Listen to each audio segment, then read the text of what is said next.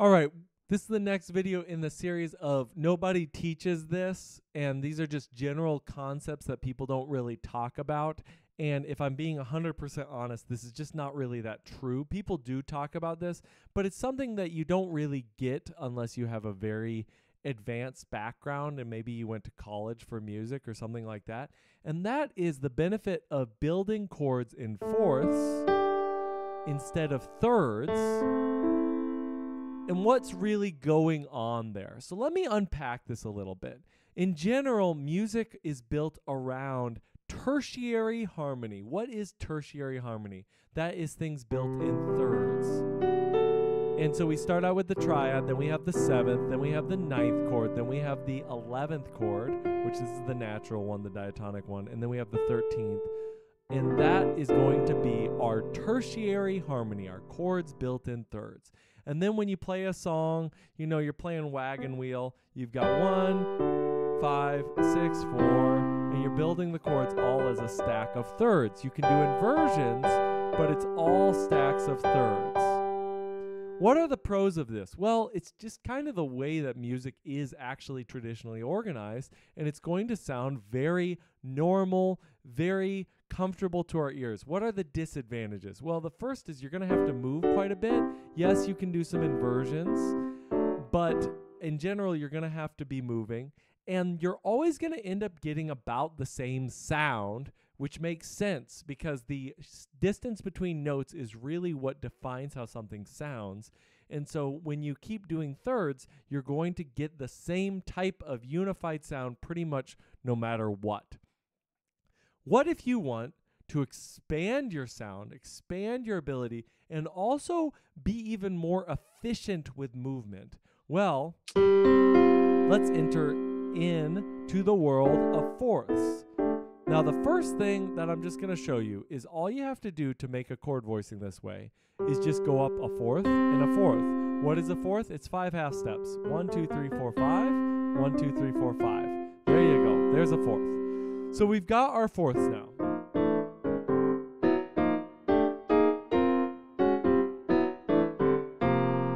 That's what we got going on. And if you notice, it starts sounding very jazzy. Why is that? Well, because jazz musicians love these voicings. It does not mean that you have to be playing jazz to make these voicings work. They actually work in a variety of contexts, which I'll get into in a bit. But let's talk about how you actually practice these and then how you use them. So the first thing is I would just practice doing every single one of these shapes as half steps like this. Just get used to all of them, right? And then this is where practicing gets kind of interesting. You take it in your right hand, you play that shape. Maybe we do E, A, D. Now, if I play C, this is now a C major 6 chord add 2. But what if I did A? It's an A sus. Now, in a little bit, I'm going to talk about how this is also A minor 7. And it's also a bunch of other chords too. But we'll get into that later. Let's keep going. F major 7, 13. All right. B flat major 7, sharp 11. B minor 7, add 11. D major over F sharp. All the same voicing. Why am I showing you this? Well, I'm showing you this to show that we can use this shape in many, many, many different chord progressions. Now, I'm going to do an insane example, which is wagon wheel. But let's imagine we were on this G major shape. B, E, A. Don't do this to wagon wheel. Please don't. But we can play it for G because it is a G6 chord with the add 2. We could actually stay on this exact same shape for D, by the way, because it is a D6 2. D6 2. Technically, that's our F sharp, but whatever. We could stay on the same shape for E minor, because it's a E sus, and then we'd have a C major 6, or C major 13, I guess I should say. Is that, can you do that?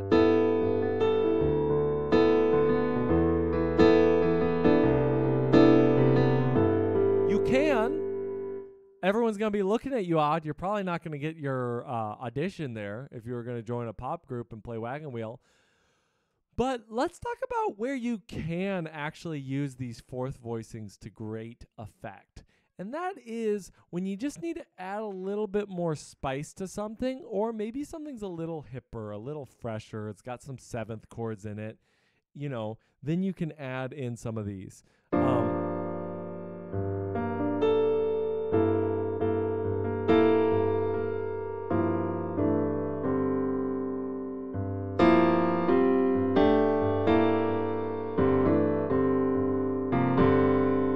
Just having a moment here.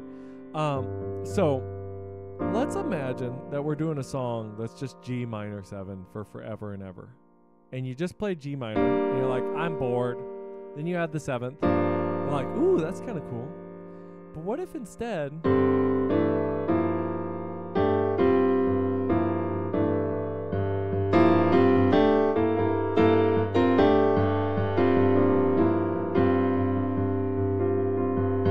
you've got all the color in the world? That's amazing. That works really well.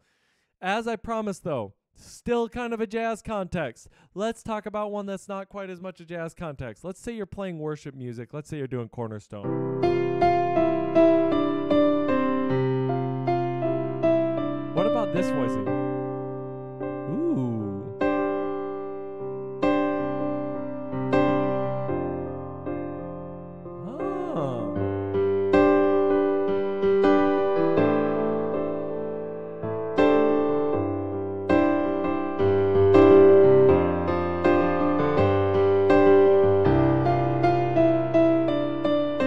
So what I did there is I played D, G, C. That was my voicing. And then I added some notes to give it a little bit more of that safer feeling, not quite as alien and out there. So like for the F, I don't think I changed anything, but for the G, I went down to the B. And then when I went to the here, sometimes I'm adding in the E there, so we get the C over G. And then maybe the A for the F.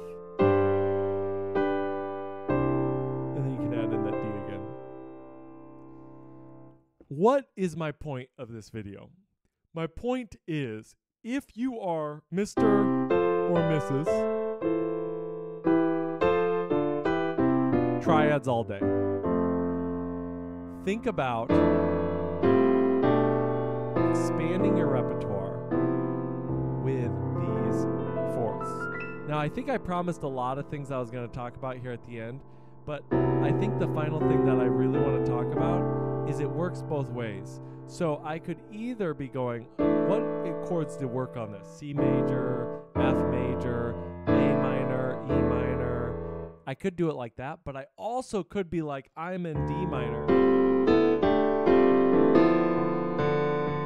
And as long as I stay here and I stay in that key, I can use any of these shapes and it'll sound great in D minor. The final thing I want to say is do not become a dogmatist about any of this. People get very dogmatic, meaning they stick to one point of view and don't want to change it because they think that they're right and another person is wrong. Please do not get this way either about thirds, tertiary harmony, or fourths. They both serve their purpose. If someone plays wagon wheel like this, they probably actually are right, even if you're like Mr. Fancy Pants over here, you know, trying to do.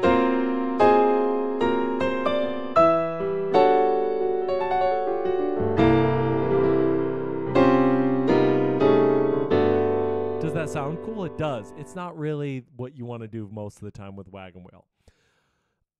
This has been a video breaking down the difference between thirds and fourths and chord voicings. I hope this was interesting and helpful. I felt like I got a little rambly there, but I'm trying to embrace the flow of these videos because I think what's really valuable is not the specific information, but it's just my experience and where I'm coming from. So let me know if you like that. If you didn't, I'm actually happy to adjust. So please just let me know.